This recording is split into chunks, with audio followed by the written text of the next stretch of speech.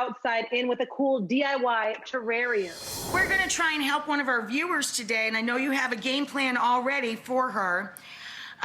It's Erin from Chicago, and we got this via email. She said, I recently moved, and the walls in my living room are completely blank. I'm a renter. Oh, that's always a problem because you don't want to scar the walls and stuff. So what are some DIYs I can do to decorate the space without permanently damaging her walls? Good one, and very common.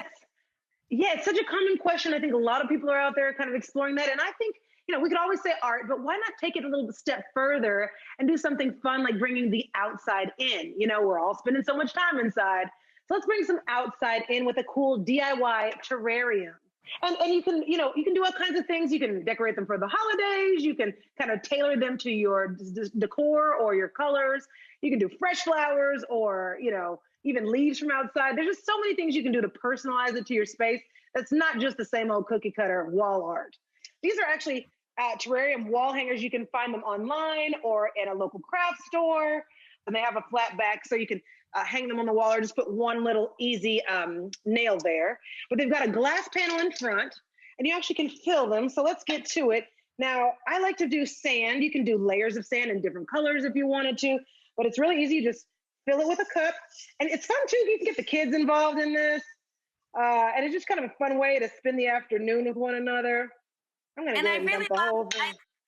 I love the idea about changing them up, and you could do something a little different around the holidays, and yeah, very exactly. Cool. So shake the sand in there and get it nice and level. Now, one of my tricks too is utilizing a bowl on the table just to stabilize it. Yep. Get that nice and good. Shake it in there. Now I've got my sand, and again, you can layer it. That's another cool way. For me, I like the white sand for my home, and then I just pop in some. These are rocks from an aquarium. Throw those in there, nice like that.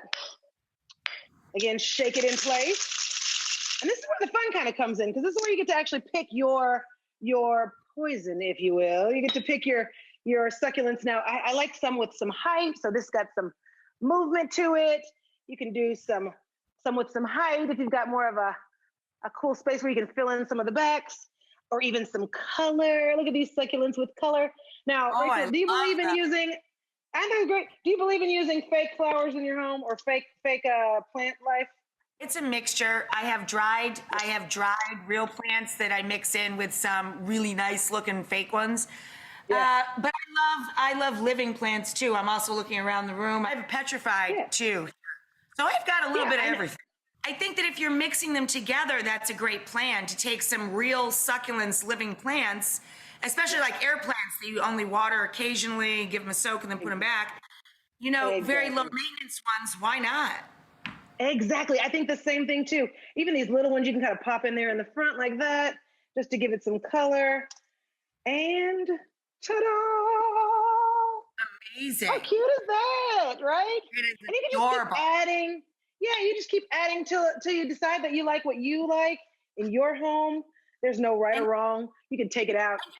And you can buy those, I would imagine, in any kind of shape, size, decor. Like you can really just have fun, even just dreaming it up in your mind.